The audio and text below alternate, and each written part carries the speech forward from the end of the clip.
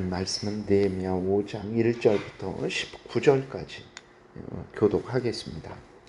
그때에 백성들이 그들의 아내와 함께 크게 부르짖어 그들의 형제인 유다 사람들을 원망하는데, 어떤 사람은 말하기를 우리와 우리 자녀가 많으니 양식을 얻어먹고 살아야 하겠다 하고, 어떤 사람은 말하기를 우리가 밭과 포도원과 집이라도 저당 잡히고 이 흉년에 곡식을 얻자 하고, 어떤 사람은 말하기를 우리는 밭과 포도원으로 돈을 빚내서 왕에게 세금을 바쳤도다.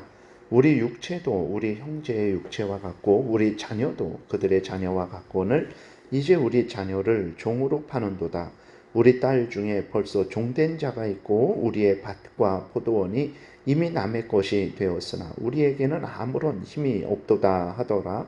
내가 백성의 부르짖음과 이런 말을 듣고 크게 노하였으나 깊이 생각하고 귀족들과 민장들을 꾸짖어 그들에게 이르기를 너희가 각기 형제에게 높은 이자를 취하는도다 하고 대회를 열고 그들을 쳐서 그들에게 이르기를 우리는 이방인의 손에 팔린 우리 형제 유다 사람들을 우리의 힘을 다하여 도로 찾았거늘 너희는 너희 형제를 팔고자 하느냐? 더구나 우리의 손에 팔리게 하겠느냐 하매 그들이 잠잠하여 말이 없기로 내가 또 이르기를 너희의 소행이 좋지 못하도다. 우리의 대적 이방 사람의 비방을 생각하고 우리 하나님을 경외하는 가운데 행할 것이 아니냐. 나와 내 형제와 종자들도 역시 돈과 양식을 백성에게 구워 주었거니와 우리가 그 이자 받기를 그치자. 그런즉 너희는 그들에게 오늘이라도 그들의 밭과 포도원과 감람원과 집이며 너희가 구워준 돈이나 양식이나 새 포도주나 기름의 100분의 1을 돌려보내라 하였더니 그들이 말하기를 우리가 당신의 말씀대로 행하여 돌려보내고 그들에게서 아무것도 요구하지 아니하리이다 하기로 내가 제사장들을 불러 그들에게 그 말대로 행하겠다고 맹세하게 하고 내가 옷자락을 털며 이르기를 말대로 행하지 아니하는 자는 모두 하나님이 또한 이와 같이 그 집과 산업에서 털어버리실지니 그는 곧 이렇게 털려서 빈손이 될지로다 하매 회중이 다 아멘하고 여호와를 찬송하고 백성들이 그 말한 대로 행하였느니라. 또한 유다 땅 총독으로 세움을 받은 때부터 곧 아닥사스다 왕 제20년부터 제32년까지 12년 동안 나와 내 형제들이 총독의 녹을 먹지 아니하였느니라. 나보다 먼저 있었던 총독들은 백성에게서 양식과 포도주와 또 은 40세겔을 그들에게서 빼앗았고 또한 그들의 종자들도 백성을 압제하였으나 나는 하나님을 경외함으로 이같이 행하지 아니하고 도리어 이 성벽 공사에 힘을 다하며 땅을 사지 아니하였고 내 모든 종자들도 모여서 일을 하였으며 또 내 상에는 유다 사람들과 민장들 150명이 있고 그 외에도 우리 주위에는 있는 이방 족속들 중에서 우리에게 나온 자들이 있었는데 매일 나를 위하여 소 1마리와 살찐 양 6마리를 준비하며 닭도 많이 준비하고 열흘에 한 번씩은 각종 포도주를 갖추었나니 비록 이같이 하였을지라도 내가 총독의 녹을 요구하지 아니하였음은 이 백성의 부역이 중함이었더라. 내 하나님이여 내가 이 백성을 위하여 행한 모든 일을 기억하사 내게 은혜를 베푸시옵소서. 아멘. 기도드리겠습니다. 하나님 감사합니다. 하나님의 말씀을 전하고 듣습니다. 성령께서 역사하셔서 하나님의 뜻을 잘 깨달아 알게 도우소서. 하나님이 알려주시는 대로 또 잘 믿고 따르게 도우소서. 감사드리고 예수 그리스도의 이름으로 기도드렸습니다. 아멘. 오늘 본문에서는 이제 성벽을 재건하는 이스라엘 백성들 간에 있었던 문제에 대해서 기록을 하고 있어요. 그러니까 이스라엘 백성들은 느헤미야와 함께 어떤 일을 했습니까? 악한 대적들의 살해 위협이 있었는데도 불구하고 이제 낙심하지 않았죠. 힘을 내어서 한 손에는 칼을 차고 한 손으로는 돌을 쌓으면서까지 하나님의 명령을 수행하는 그 귀한 일을 했습니다. 그런데 이렇게 귀한 하나님의 명령을 행하는 이스라엘 백성들이었지만 한편으로는 아주 큰 잘못을 서로 간에 저지르고 있었어요.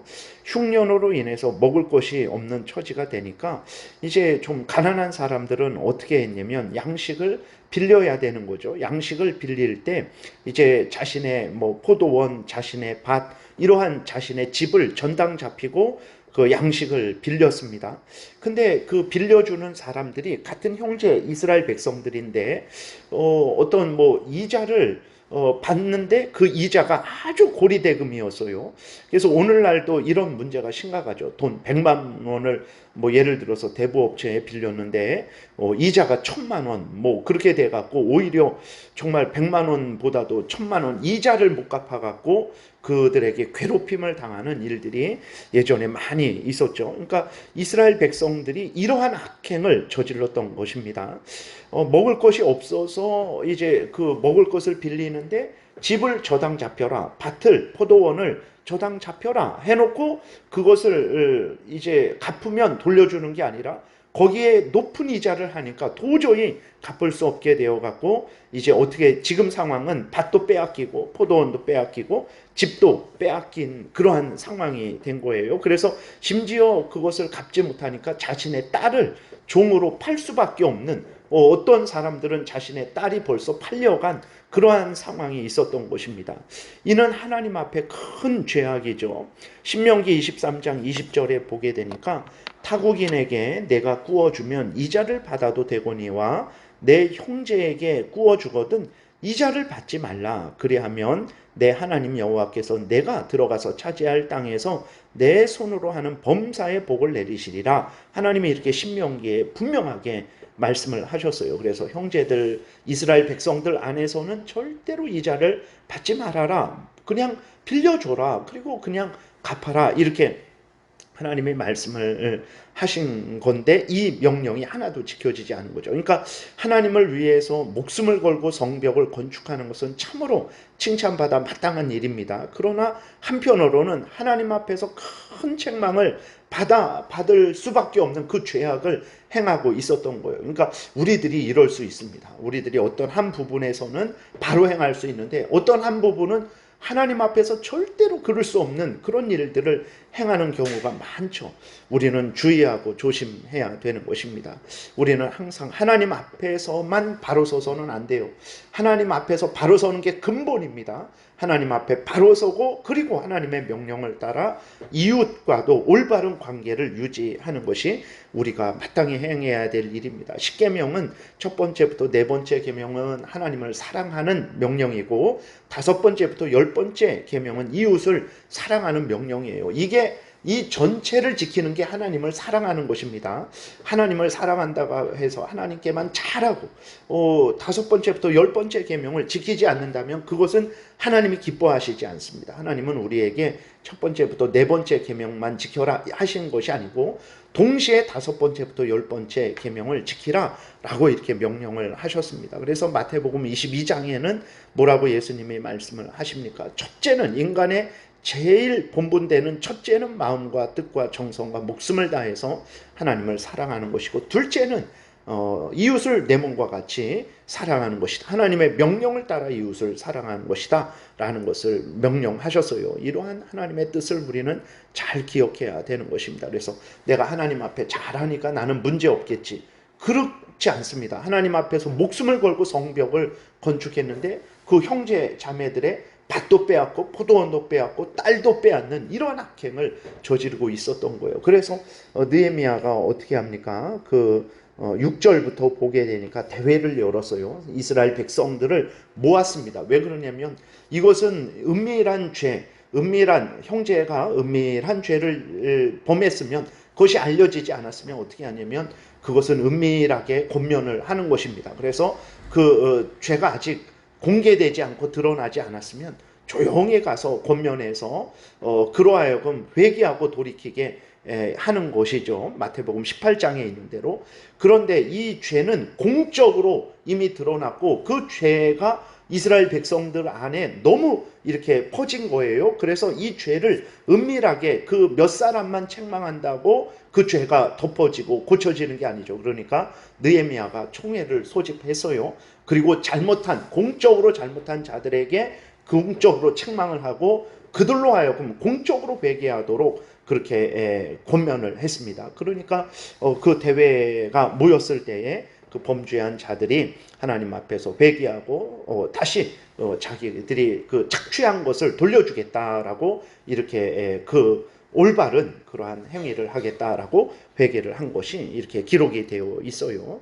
그래서 느헤미야 자신도 총독이지만 마땅히 녹을 받지 않았습니다. 왜 그러냐면 자신의 녹은 또 그 이스라엘 백성들로부터 걷어서 받는 거죠. 페르시아 왕에게 세금 낸 그것을 가지고 하는 것이니까 조금이라도 이스라엘 백성들을 좀 짐을 덜어주기 위해서 느헤미야는 총독이었는데도 불구하고 그 녹을 받지 않은 거예요.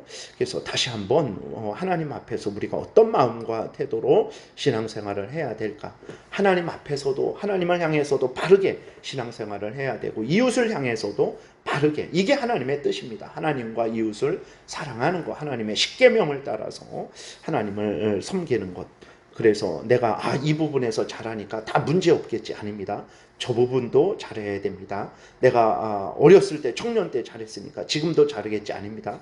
지금 청년 때에도 잘했으면 지금도 잘 하나님 앞에 바로 서야 됩니다. 그래서 항상 우리는 하나님의 말씀에 근거해서 모든 신앙생활을 하는 참 복된, 하나님이 기뻐하시는 그러한 우리들이 돼야 되겠습니다. 기도드리겠습니다. 살아계신 하나님 아버지, 감사합니다. 우리들은 부족하고 연약해서 정말 모든 부분을 다 잘하지 못하고 착각하고 범죄하면서도 하나님 앞에 바로 섰다라는 그러한 참 어리석은 자들입니다. 하나님, 우리가 우리 자신을 보지 말게 도우시고 하나님의 말씀으로 살펴보게 도우소서. 그래서 하나님과의 관계에 있어서, 이웃과의 관계에 있어서 잘못된 모든 것은 철저하게 회개하고 돌이키고 항상 십계명을 따라서, 성경 말씀을 따라서 하나님을 바로 섬기고 이웃과의 관계도 바로 유지하게 도우소서. 감사드리고 예수 그리스도의 이름으로 기도드렸습니다. 아멘.